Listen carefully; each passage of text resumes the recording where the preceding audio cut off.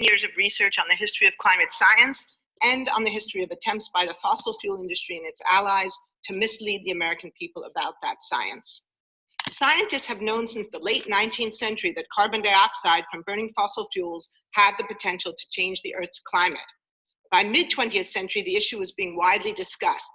In 1961, for example, Alvin Weinberg, the director of the Oak Ridge National Laboratory, called carbon dioxide one of the big problems of the world, by which he meant a problem, quote, on whose solution the entire future of the human race depends.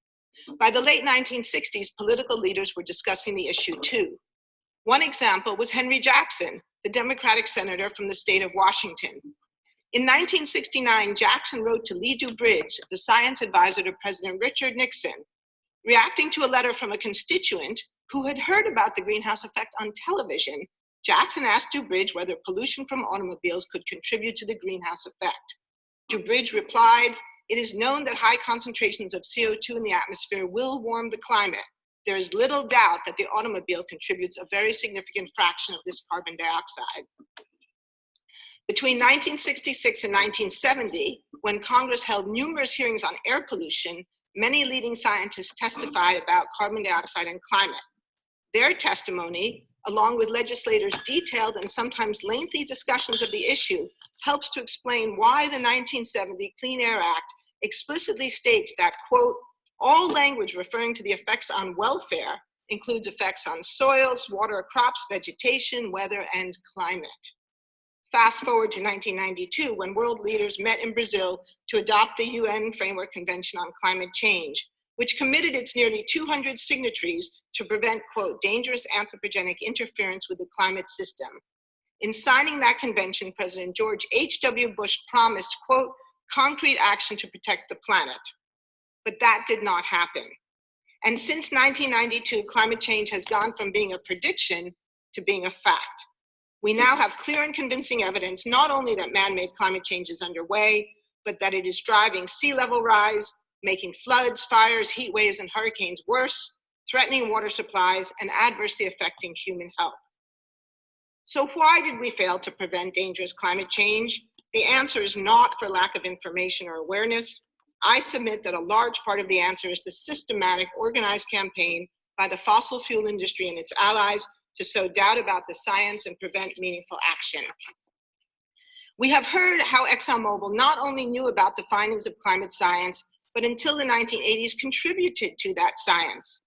However, sometime in the late 80s or early 90s, ExxonMobil changed course. Rather than accept the science and alter its business model appropriately, it made the fateful decision to fight the facts. For more than 30 years, the fossil fuel industry has deliberately and systematically misled the American people. The details of these efforts are presented in my recent co-authored report, How Americans Were Deliberately Misled About Climate Change, submitted as Appendix 4. In that report, we argue that the fossil fuel industry did not just pollute the air, they also polluted the information landscape. They did this through false advertising that misrepresented climate science, by collaborating with trade organizations and think tanks to reinforce their misleading messaging, and by attacks, personal attacks on climate scientists. Internal industry documents make clear that these activities were intended to undermine public support for action on climate change. In this sense, disinformation campaigns were adjuncts to the extensive congressional lobbying aimed at blocking lawmakers from passing legislation that might meaningfully address the issue. Between 2000 and 2016, the fossil fuel industry spent more than $2 billion on congressional lobbying, outspending environmental organizations and the renewable energy sector by a ratio of approximately 10 to 1. In our 2010 book, Merchants of Doubt, Eric Conway and I showed that the strategies and tactics used by the fossil fuel industry to disparage climate science, to sow doubt in the minds of the American people, and to block action were the same as those used by the tobacco industry. We further showed that this was no coincidence because many of the same individuals, PR firms, advertising agencies, and think tanks were involved in both. Democracy depends on citizens having access to accurate information on which to make informed decisions. As a result of fossil fuel disinformation, the American people have been denied accurate information about a matter that affects our lives, our liberty, and our property.